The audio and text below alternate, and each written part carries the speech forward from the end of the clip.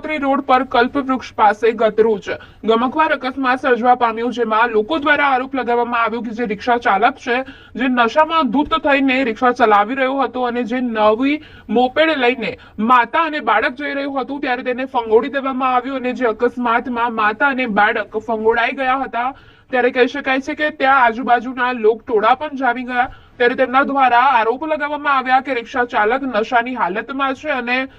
નશાની હાલતમાં